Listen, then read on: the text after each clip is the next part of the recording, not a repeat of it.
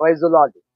మన ప్రభువును రక్షకుడును యేసుక్రీస్తు వారి పేరిట మీకు సమాధానము అనుగ్రహింపబడును గాక. ప్రభువునందు దేవుని బిడ్డలారా, ఈనాడు మరి అనేక రకాలైన కరువులు, కీటకాలు, రకరకాలైన సమస్యల చేత నిన్న విజయవాడ ప్రాంతాన్ని చూశాం. అలాగనే ఖమ్మం ఆ ప్రాంతాన్ని చూశాం. మరి ఒక ప్రాంతములో, ఒక భాగములోనే, ఒక గ్రామములోనే, ఒక పట్టణములోనే కొన్ని నాశనాలు మరి ఈ యొక్క నీటి ద్వారాగా, కొంత ప్రభావం ద్వారాగా, వర్షం ద్వారాగా మనం చూశాం. కానీ ఎన్ని రకాల సమయంలో గతములో అనేక రకాలైన తుఫానులు, అనేక రకాలైన సునామీలు, అనేక రకాలైన ప్రాణ నష్టము, జన నష్టము, అనేక రకాలైన మరి ఆర్థిక ఇబ్బంది, ఆర్థికంగా నష్టపోయాం. అనేక రకాలైన సంభవాలని మనం చూసి ఉన్నాం. కానీ అది గడిచిపోయిన రోజులు మన కళ్ళ ముందులే ఉన్నట్లుగా ఉన్నది. కానీ ఎన్ని రకాల సమయంలో చైనా భయంకరమైన ఆర్థికంగాను, ఇంకా కొన్ని ప్రాణ నష్టాలు, కొంత ఊహించని రీతిగా ఊహించలేదు చైనా అలాగా పతనమైపోయిద్దని. ఆ దేశ నాయకునిగా అధికారంలో ఉన్న ఆ దేశ ప్రెసిడెంట్ గాని అవచ్చు, మంత్రి కావచ్చు, ఊహించలేదు అలాగా ఆర్థికంగా నష్టపడతారని, జన నష్టం కలిగిద్దని. అతి భయంకరంగా 100 సంవత్సరాలు పరిశోధికులు ఆ యొక్క దృశ్యాలు చూసిన వారు చెబుతున్న మాట ఏంటంటే, చైనా 100 తరాలకి, 100 సంవత్సరాలకి వెనుకబడిపోయింది. ఇక మరలా 100 సంవత్సరాలకి వెనకబడిపోయింది. ప్రకృతి విలవతాండము చేత ఘోరాతి ఘోరమైన పరాకాష్ఠకి పరాజయము ఎదుర్కొంది అని పలుకుతున్నారు.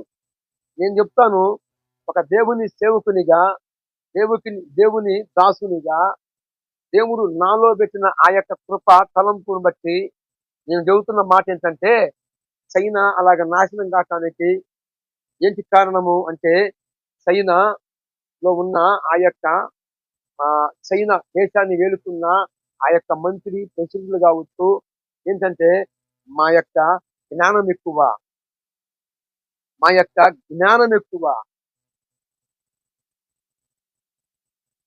ఇతర దేశాలని చిన్న చూపు చూడటము, ఇతర రాష్ట్రాలని చిన్న చూపు చూడటము, ఇతర దేశాలని తక్కువగా చూడటం. మా టెక్నాలజీ గొప్ప, మా మేధస్సు గొప్ప అని వారి యొక్క అహంకారము వారి నాశనానికి కారణమైంది. ఈనాడు ప్రకృతి విలవతాండం కాదండి. నేను చెప్తాను దేవుని దాసుడిగా, చైనా అలా కాటానికి కారణము, అలాగా నాశనం కాటానికి కారణము, 100 తరాలు, 100 సంవత్సరాలు వెనకబట్టడానికి కారణము ఏమిటంటే చైనా యొక్క అహంకారము, ఆ దేశం యొక్క అహంకారము. వారు ఇతర దేశాలని చిన్న చూపు చూడటము, ఇతర రాష్ట్రాలని, ఇతర దేశాలలో ఉన్న ప్రెసిడెంట్లని, అధికారపరంగా ఉన్నవారిని చిన్న చూపు చూడటము, అంతా ఆక్రమించుకోవాలని సూర్య ఆశ. యాకోబు పత్రిక మొదటి అధ్యాయములో 15వ వచనములో ఒక మాట ఉందండి. దురాశ గర్భము ధరించి పాపము గనగా పాపం పరిపక్వమై మరణము గనిందట. ఏమండి? దురాశ, ఇతరులని చిన్న చూపు చూడటము. ఈనాడు యేసు ప్రభువును నమ్ముకున్న వారిని చాలా మంది అంటారు, వారు పాపులు, మేమైతే పరిశుద్ధులమి, మాకు యేసు ప్రభు అవసరం లేదు, మేము పరిశుద్ధులమి, మేము నీతిమంతులమి. ఏమండి? ఏ గ్రంథము తెలియజేయని మాటలు పరిశుద్ధ గ్రంథములో తెలియజేయబడి ఉంది, పొందుపరచబడి ఉంది. ఈ యొక్క గ్రంథము దేవుని మాట.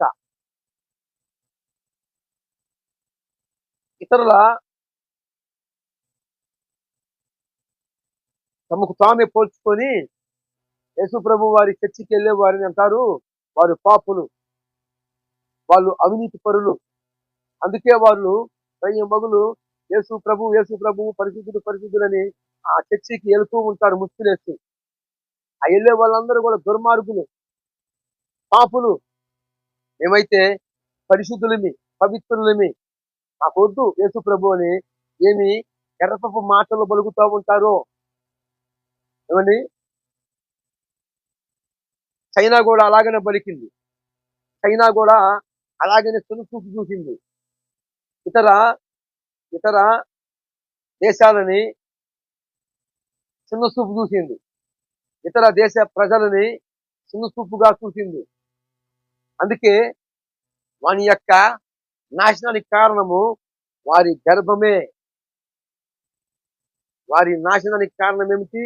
ఏమిటి? వారి యొక్క గర్వమే. యేసు ప్రభు వారు మాకు అవసరం లేదు, మేము పరిశుద్ధులమే. ఏమండి, భూమి మీద ఉన్న మనుషులందరూ కూడా నీతిమంతుడు ఒక్కడు లేడు, అందరూ మార్గం తప్పిపోయిన వారే, అందరూ దారి తప్పిపోయిన వారే అని ఏ గ్రంథం చెప్పని మాట పరిశుద్ధ గ్రంథం తెలియజేసింది. రోమపత్రిక 3వ అధ్యాయము 11వ వచనంలో నీతిమంతుడు ఒక్కడు లేడు, అందరూ మార్గం తప్పి దారి తప్పిపోయిన వారే. ఈనాడు ఇతరులను పోల్చుకొని యేసు ప్రభు వారు మాకు వద్దు, మేము పరిశుద్ధులమి, మేము పవిత్రులమి అని ఈ లోక సంబంధులుగా ఉన్నవారు. అలాంటప్పుడు మరి ఎందుకు మీరు మాలలేస్తున్నారు? మీ పాపం బాగొట్టుకోవాలనే కదా.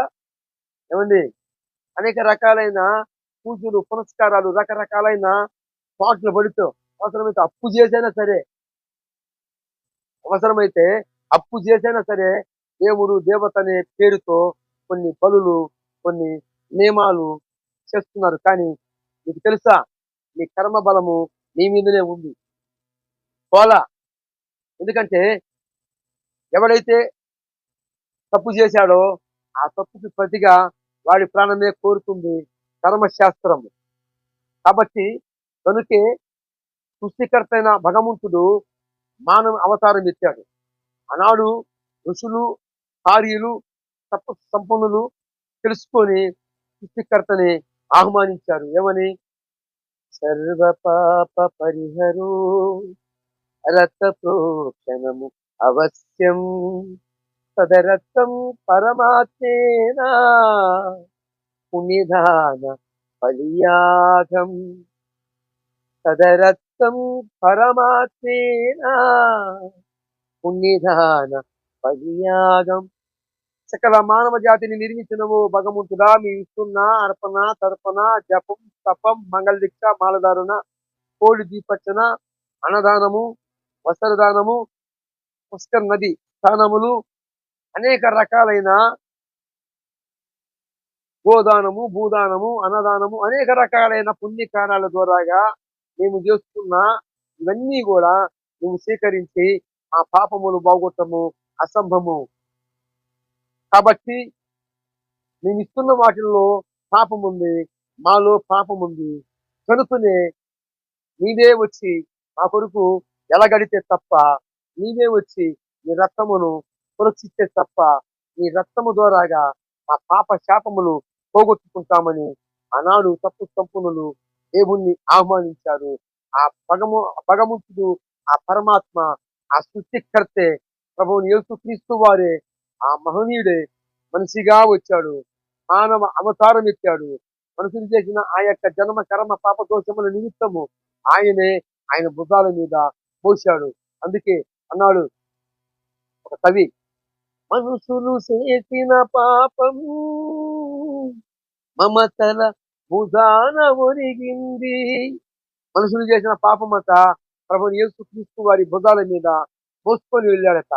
కాబట్టి చైనా నాశనం కావటానికి ఏంటి హేతు ఏమిటో మనం తెలుసుకున్నాం. బైబిల్ గ్రంథంలో, దానియేలు గ్రంథంలో కూడా 4వ అధ్యాయం 29వ వచనంలో కూడా ఒక రాజు తనలో తాను అత్యయపడ్డాడు. ఆఖరికి ఆ రాజు దేశ బహిష్కరణ చేయబడ్డాడు. రాళ్ళ చేత ప్రజలు రాళ్ళు తీసుకొని కొట్టారు. జంతువుగా, పశువుగా మార్చబడి గడ్డి మేశాడు. అది దేవుని యొక్క ఉగ్రత. ఇది కూడా దేవుని యొక్క ఉగ్రతని నేను తెలియజేస్తున్నాను. చైనా అంత పరాకాష్ఠు, అంత నాశనం కావడానికి కారణం ఏమిటి? ఏమిటో తెలుసా? చైనా ఇతర దేశాలని చిన్నచూపు చూడటము, ఇతర దేశ అధికారులని తక్కువ చూపు చూడటము. ఈనాడు మనము కూడా చూస్తాం, కుల వ్యవస్థను చూస్తాం.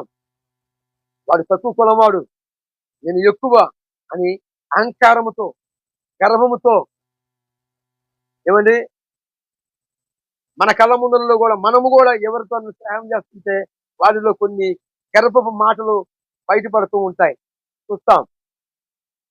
నాశనానికి ముందు గర్భము, ఘనతకు ముందు వినయము అని చెప్పి ఈ గర్భపు లక్షణాలు ఎవరిలో ఉంటాయో వారు నాశనం కాటమే కాక వారి మీద పడిన ఆ ప్రభావము వారితో పాటు ఉన్న అనేకుల మీద పడటానికి నాన్ను బరికింది.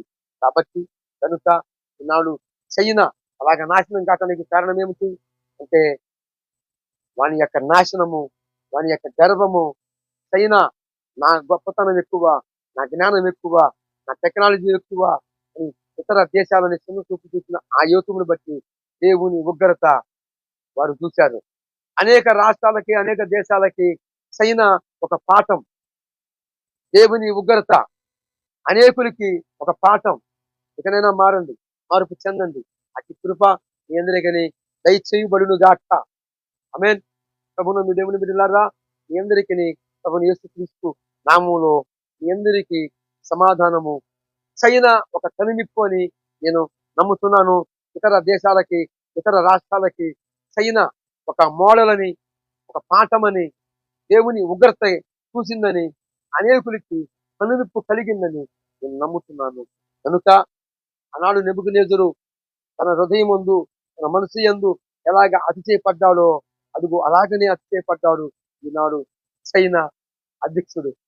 దానికి యోతువుని బట్టే పరాకాష్ఠకి 100 తరాలకి, 100 సంవత్సరాలకి వెనుకబడిపోయిందని ఈనాడు పరిశోధకులు తెలియజేస్తున్న మాట.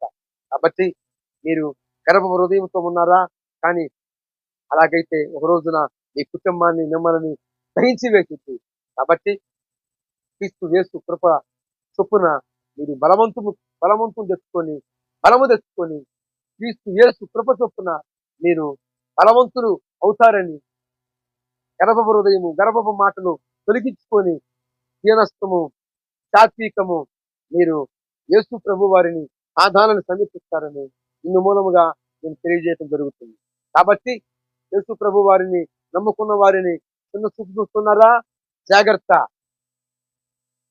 వారేమి అనలేరులే, వారేమి మాట్లాడలేరులే అని చెప్పి నికృష్టంగా మాట్లాడుతున్నారా? నా దేవుడు వింటున్నాడు, నా దేవుడు చూస్తున్నాడు, నా దేవుడు నీ మాటలన్నీ వింటున్నాడు. జాగ్రత్త. కుల గెజ్జి చేత, కుల అహంకారం చేత చిన్న చూపు చూస్తున్నారా? జాగ్రత్త. ఒక రోజున నిన్నును, నీ కుటుంబాన్ని, నీ దేశాన్ని దహించి వేసింది. సింహాసనం మీద కూర్చోబెట్టాలన్నా, సింహాసనం మీద దింపాలన్నా, ఒక అధికారపరమైన ఒక ఉద్యోగం నీకు ఇవ్వాలన్నా నా దేవుని వశమున ఉన్నది. సృష్టికర్త అయిన ప్రభువు యేసు క్రీస్తు వశానం ఉన్నదన్న సంగతి మరవవద్దు. ఇందు మూలముగా మీకు కనువిప్పు కలిగిందని ఈ మాటల ద్వారా నేను నమ్ముతూ యేసు క్రీస్తు వారి పేరిట మీకు సమాధానము అనుగ్రహింపబడును గాక. ఆమేన్.